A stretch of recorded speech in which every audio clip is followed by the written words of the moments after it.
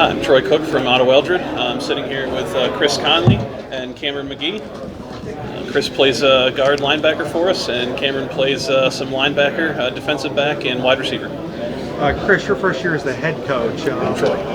Troy. Troy. Sorry, Troy. First year as the head coach. How are things going for you right now? They're going pretty well. We've had a fairly successful summer so far.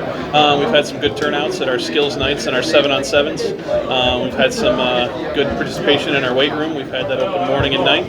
So far so good. A lot of success the last 2 years for the Otto-Eldred Oswego Valley Co-op. How do you guys continue the momentum that's been built?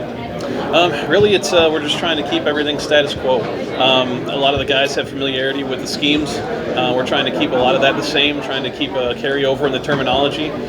Even as far as the coaching staff, I tried to retain as many of those guys as I could to try to keep some for the kids to be able to recognize everything and determine and read things quickly. Chris, how has that gone so far for you guys? I think it's been very good. With the younger guys, I think it's been a little difficult because we don't know where they're going to play, what they're going to do. But I think it's going to help us out as long as we keep them positive. Help them out. They have to understand that it's not junior high anymore, so they have to step it up and help out. Cameron, talk a little bit about where you think you guys are right now. For the first time, it seems like forever, there's not a Drummond to be carrying the football for you guys. But, where do you think you guys are at right now as a football team? I think we're pretty sound all around. Offensive line, defensive, our specialties are amazing. Our kickers, we're looking for a kicker right now, but everything else, we have speed, strength, everything we really need. This co-op has really been a success for you guys. What makes it so successful, and how is it, and this is probably a question for the guys, bringing Otto and Oswego together to make it so successful? I think that with having the co-op, you get the athletes that you really need to build a team. From Oswego, you have those athletes that they win big in baseball every year, and those are the kids that can play. They're just athletes; they're natural at everything. And you bring them over along with the athletes from Otto, and you can really build a team out of it. Offensively, you guys have really, been pretty balanced. Is that something we should expect to see, or is it going to become one way or the other? Well, we're still kind of open at quarterback and running back. Obviously, we lost some guys there with Sawyer moving on, and we had some production last year from Gage Babcock and those guys in the backfield.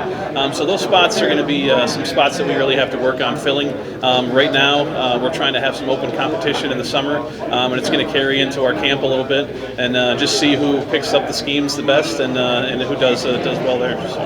Defensively, what do you guys need to do to be successful? Just learn how to shed blocks. We have to shed blocks. We have to be more physical, definitely, because that was something we lacked a lot. Linebackers just have to just be more fierce. I think that we need to have the intensity that we did the past couple years. Like I said before, bring the younger guys in, get them used to a few positions so the guys that play both sides of the ball can get a break. And I think that as long as we bring the intensity back, get in the backfield, I think we should do all right. With the new league, do you feel like maybe there's some more wins out there than when you're not playing the Bradfords that are so much bigger than you, or even the Canes of the world? Do you like the new league?